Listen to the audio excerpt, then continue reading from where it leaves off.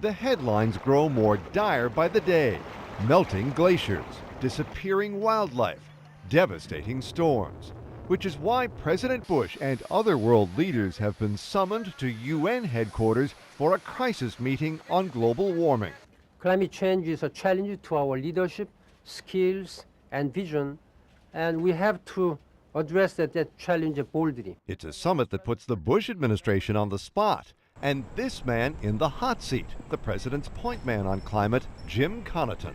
Bush spurned the Kyoto Treaty, the world's first on global warming, and voiced initial doubts about the problem's human causes. But now Connaughton says the administration is getting the effort in gear. The train's on the rails. What we're going to be doing is stoking the fire of the engine and getting it going down the track. But hopefully it'll be an emission-free engine.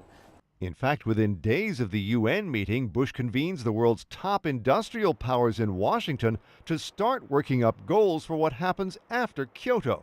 But environmentalists like Annie Petzonk maintain mere goals don't cut it. She wants binding limits. And it's very clear that voluntary approaches have not worked in America to cut our greenhouse gas emissions.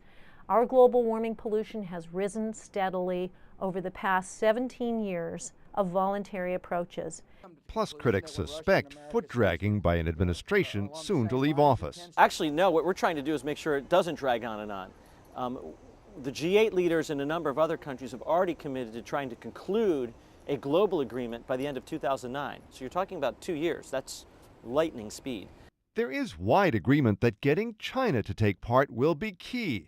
Not covered by Kyoto, it is now the world's top carbon polluter. If we brought our emissions to zero in America, it would still have no significant impact on global temperatures worldwide, as long as China and India and other countries are continuing to use fossil fuels.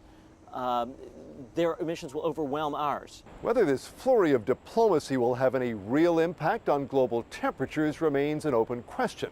But given the scientific alarm bells going off, even the Bush administration agrees the effort can't come a minute too soon. Mark Smith, The Associated Press, the White House.